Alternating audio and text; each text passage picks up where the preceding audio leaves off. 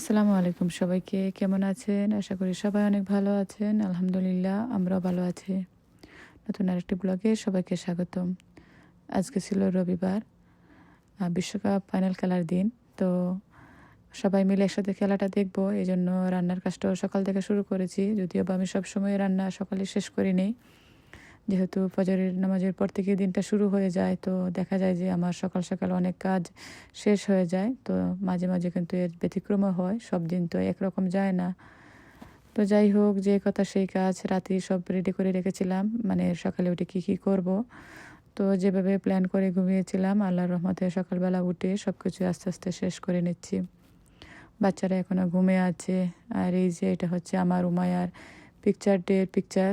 এটা আসলে নিয়ে এসেছি, এটাকে দেখি ওয়াশ করাবো। করা হয় না। তো এখানে ইলিশ মাছ রান্না করছি। বাচ্চারা যেহেতু ইলিশ মাছ খায় না, তো ওদের জন্য আবার চিংড়ি মাছও বের করেছি। গরুর মাংস রান্না করব। তারপর বাগান থেকে ফ্রেশ লাল শাক নিয়ে এসে এটাও রান্না করে নিলাম। তো রান্না প্রায় শেষের দিকে, বাচ্চাদের জন্য ব্রেকফাস্টও রেডি করব। ওরাও সামার হওয়াতে দেখা যায় যে একটু লেট করে ঘুম থেকে উঠে। আর আমার বাচ্চারা তো মানে ফজরের টাইমে ঘুম থেকে উঠে নামাজ পড়ার জন্য আমার মেয়েদেরকে ডাক দিই, তো ওরা একটু ঘুমিয়ে উঠে আর কি। তো আজকে তো আর মসজিদেও দিব না, আর বিপড়তে নিয়ে যাব না আর কি। আর একদম রান্না বাড়া করে টায়ার্ড লাগছিলো, তো বললাম যে তোমরা বাসায়ই থাকো। আর এখানে একটু কুরমাও রান্না করে নিচ্ছিলাম। ওয়ার্ল্ড কাপের দিন একটু স্পেশাল করলাম। আর আব্বু মামনিকেও রিকোয়েস্ট করলাম আসার জন্য। ওনারা তো একদম আসবেন না, তারপর অনেক রিকোয়েস্ট করা, আমার বাচ্চারাও রিকোয়েস্ট করলো। তো বাচ্চাদের রিকোয়েস্ট আর ফেলতে পারলেন না, তো বললেন যে আচ্ছা ঠিক আছে আসবো। তো রান্না শেষ করে ওদেরকে আনতে যাব। আর এদিকে হচ্ছে একটু সকালের জন্য ব্রেকফাস্টও রেডি করে নিচ্ছি। রবিবার আসলে আসলে একটু ব্যস্ততা এমনিও বেড়ে যায়। আর আজকে তো আরও রান্না বাড়া রেডি করেছি, তো দেখা যায় যে একটু তাড়াহুড়া হচ্ছিল আর কি। আর আমি সব রান্না কিন্তু মানে রেসিপি কোনো শেয়ার করলাম না, শুধুমাত্র রান্নাটা আর কি করে নিলাম। তারপরও মনে হচ্ছিল যে সময় খুব তাড়াতাড়ি চলে যাচ্ছিল আর আমি দেরিতে পড়ে যাচ্ছি। তো এখানে কুরমাটা রান্না শেষ, এটা রেখে দিলাম। আর লাল শাক রান্না করে একটা ছোটো বাটিতে নিয়ে নিলাম। তারপর চিংড়ি মাছ ওটাও নিয়ে নিলাম। আর এপাশে হচ্ছে ইলিশ মাছ বোনা করে নিয়েছিলাম, ওটাও আর কি দেখিয়ে দিলাম।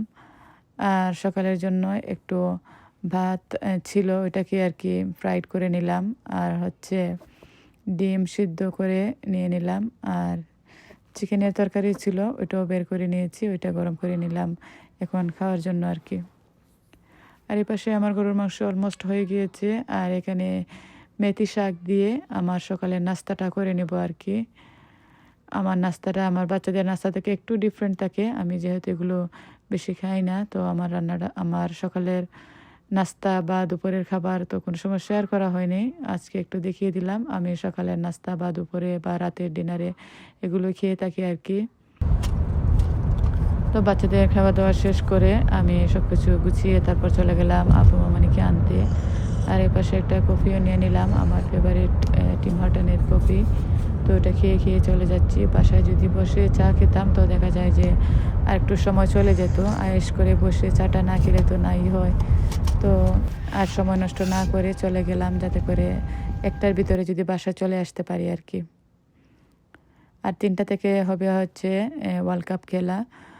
আর এই যে চলে এলাম বাসায় ওনাদেরকে নিয়ে। আমার বাচ্চারা যদিও বা এখনও মানে জানে না আমরা ওদেরকে আনতে গিয়েছিলাম, ওরা শুধু জানে যে আমরা বাহিরে যাচ্ছি, কী কারণে যাচ্ছি ওরা কিন্তু জানে না। চাচ্ছিলাম যে ছোটো করে একটা সারপ্রাইজ দিব, যদিও বা ওরা জানে ওদের নানাজান বুবু আসবে, বাট কখন আসবে এটা তো আর জানে না। তো ওনাদেরকে দেখে ওরা তো এত সারপ্রাইজ হয়ে গেল। আমি বাসায় এসে দেখি বাসায় একদম নীরব হয়ে আছে। তো ওদেরকে ডাক দিলাম, ওরা বেসমেন্টে প্লে করছে। কি ও দূরে দূরে দিছে কেন যা ফুদু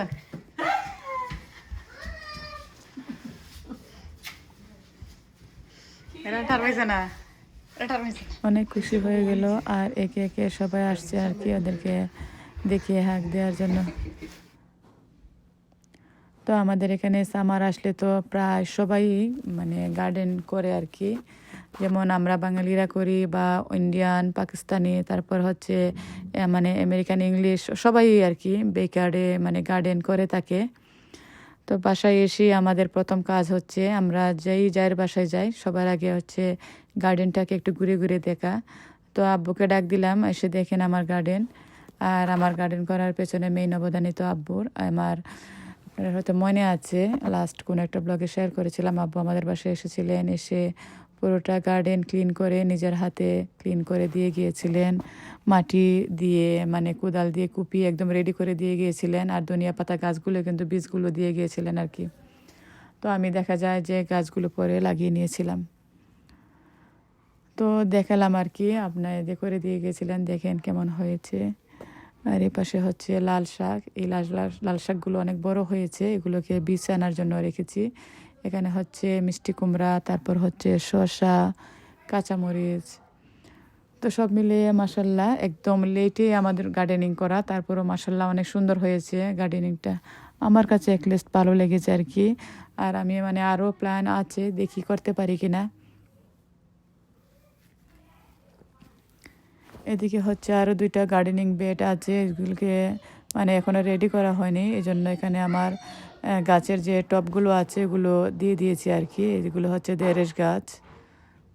তো গার্ডেন দেখে চলে আসলাম ঘরে, আমি একটু চা বানিয়েছিলাম। তারপর এখানে হচ্ছে সিলেটের বাকরখানি, আবার এটাকে অনেকে মিষ্টি পরোটাও বলে, কিন্তু এটার প্যাকেটে বাকরখানি ছিল লেখা। আমরা বাঙালি স্টোর থেকে নিয়ে এসেছিলাম আর কি। তো চাটা খেয়ে আবার চলে আসলাম ব্যাকয়ার্ডে। এসে আব্বু আমাকে কিছু ডাঁটা শাক তুলে দিচ্ছিলেন, মানে অনেক বড় হয়ে গেছিলো আর তোলা হচ্ছিল না। তো এই ফাঁকে আব্বু কিছু ডাঁটা শাক তুলে দিলেন, আর আমি পাশে এগুলোকে মানে ফেলে দিচ্ছিলাম আর কি। আর সুইমিং পুলের পানিটা দেখে তো ভালো লাগছিল, একদম তৈ তৈ করছিল। যদিও বা আজকে নামা হবে না, মানে খেয়ে দিয়ে আমরা ওয়ার্ল্ড কাপ খেলা দেখা নিয়ে বসে যাব আর কি। তো আমাদের এখানে টাইমে একদম ঠিকঠাক মতো আর কি হয় যে ওয়ার্ল্ড কাপ খেলাটা দেখা যায়, কাজটা শেষ করে একদম ফ্রি হয়ে বসে তারপর দেখা যায় আর কি। এমনিতে তো দেখা যায় যে টাইম মানে একদম মিলে না, আমরাও দেখি না। সব মিলিয়ে মানে ওয়ার্ল্ড কাপটা এভাবে চলে যায়, ফাইনাল খেলার দিন একটু টাইম করে দেখা হয়। কিন্তু এবার তো টাইম টেবল সব কিছু একদম মেনটেনে যে পড়ে গিয়েছে আমেরিকাতে হওয়াতে বিশ্বকাপ খেলা। আর দেখতে পাচ্ছেন ডাঁটা শাকগুলো দেখতে কত সুন্দর লাগছে। আসলে সামার টাইমে একটু ফ্রেশ ফ্রেশ দেখা যায়, মানে শাক তারপর সবজি সব কিছু ভালো লাগে।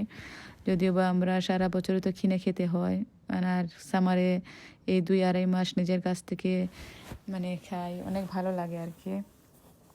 আর এই পাশে আমি কয়েকটা স্বামী কাবাব রেডি করে নিচ্ছি, আর এদিকে খেলা শুরু হয়ে গিয়েছে।